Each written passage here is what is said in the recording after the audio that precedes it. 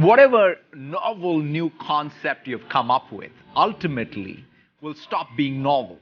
You will need to come up with the next thing. The path you've taken, the opportunity you've been given, are you able to bring your best and contribute and have them impact? It can never be just about technology for technology's sake.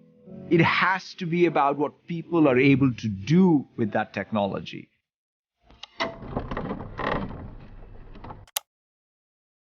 Do you want to be a top CEO working for one of the largest companies in the world? Satya Nadella and his 10 rules of greatness. Check them out. Grew up in India. I was born in Hyderabad, which is in the center of India in the late 60s. And it was sort of a middle of nowhere at that point. It was an amazing life. I think back at it and say it was sort of a laid-back town. And I got to play a lot of cricket and listen to a Marxist dad and a mom who was a Sanskrit professor. But when I was growing up, you just didn't feel that you were in some race to get somewhere. And thinking of one day, I want to be CEO of Microsoft. That was definitely not the way I approached it. Even the day before the board and Steve told me that I was going to be the CEO. I've always felt that I have confidence. I mean, this is one of those fascinating things, right? I've learned, which is all great achievement happens only when you have self-belief and you have confidence in yourself. But there is this fine line between confidence and hubris. That I've always felt that I want to be on the side of confidence, not hubris. And to assume destinations, in my mind, is more hubris than confidence. The word that comes to mind for me is empathy. Because if you think about the source of innovation, it's all about being able to meet the unmet, unarticulated needs of customers. And in order for us to be able to do that successfully, you need to have empathy. And to me, empathy is not something you go to work and switch on the button called empathy. It's more about being able to let life teach you how to become more empathetic, how to listen beyond even the words from your customers and partners, and then innovate. And that to me is what drives innovation. I'm a lifelong learner. I get energized when I see people achieve high standards in anything. At work, when somebody comes to me with an idea that they've implemented and it's something that I've not seen before, that's the thing that gets me going. As I say, I buy more books than I can finish. I sort of sign up for online courses more so than I can actually finish them, but I love it. And thank God for these new online courses where they even have 10-minute segments, so at least a sense of accomplishment is much easier. It's like the new Cliff Notes. Yeah, I wish I had it when I was growing up. But I think that is perhaps more than anything else that gives me the energy. And it's not just the learning for learning's sake. What I think we all in business in particular thrive in is applied learning. To be able to take that, create products, create programs, approaches to how we work with customers and partners, and excelling in them, and being able to sort of both do that and, more importantly, learn from others who are doing it is what I would say defines me the most. When a company is successful, one of the things that happens is the concept that got you started in the first place, the capability that you have, and the culture all get into this beautiful virtuous lock, and things are going well. Then lo and behold, you need to come up with a new concept, a new idea for which you need new capability. That's when the culture has to be at its premium. In other words, the culture needs to enable you to come up with new ideas, build new capabilities. So that's why I think for companies to be successful over a long period of time, you need more than a good idea and a good strategy. You need a culture that fosters that growth.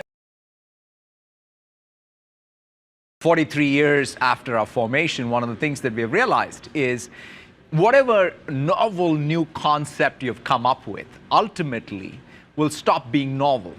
You will need to come up with the next thing. In order to come up with the next thing, you perhaps have to even build new capability. Like AI is something that we've always had, but we are in fact have to be now building even new types of AI. And to do that, you need a culture that fosters that capability building long before, quite frankly, even the new concept is clear. So one of the great benefits is the long-term approach Microsoft has taken towards AI. I mean, it was in 1995 when Bill said, you know, the speech recognition thing is going to be important. Let's get started, right? We didn't turn around just yesterday to start working on speech synthesis or speech recognition. That ability to take a long-term approach, but then seizing these market opportunities when they arrive. I take a lot of inspiration from what you're doing. It takes a lot of guts. It takes a lot of energy to be an entrepreneur. And I think that therein lies, I think, your secret to success, which is your ability to overcome every constraint and every obstacle. And do it with the boldness and the risk-on nature of it. I think it's fantastic. It's not just about the technology you build, but it's the trust around the technology you build. That's the real currency. Whether it's around privacy, whether it's around ethics around AI or cybersecurity. And it's not just us as technology platform providers. Every one of you, if you're a bank, you're a hospital, you care about trust as much as anyone else. And lastly, perhaps most important of all, is you have to fall in love with what you do. Because everything else then simply becomes easy. If you just are so passionate about what you do, one, it doesn't feel like work for sure. And more importantly, it is perhaps the best way to find meaning in what you do. And I was just thinking about sort of what's the best way to capture it. And I remember reading this Gandhi quote, which I think is the most appropriate way to capture it. He said something along the lines of saying that live every day as if it's your last day, but learn as if you're going to live forever. And I believe that it captures the essence of how I think the youth in this country can face the future and the opportunity ahead. I've been at Microsoft for 25 years. And I'm a lifer, as one would call it. And pretty much all my adult life has been at Microsoft. And I've always felt that there is a particular place in the world for what we do. And that sense of purpose, that mission, I believe, is so important. I mean, technologies will come and go, business models will come and go, but perhaps more than anything else, and I understand that 3 years into my job more so than ever before, is that sense of purpose is what gives you the core direction on what to do, what new stuff to do. It's not about just the old, but the new. I was not really planning on looking back at my life. I was mostly thinking about, hey, what's the transformation that we're going through while we're going through it, because that was the real motivation.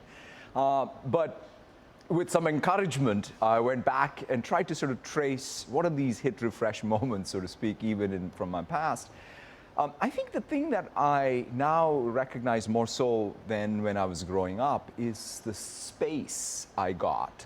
I think that the ability to think for yourself, the ability to follow your own passion versus trying to fit a particular mold, in the long run has been more beneficial than any academic excellence in the short run could have. And that, I think, is something that I now think is perhaps as important as we think about all of what we say is needed in education.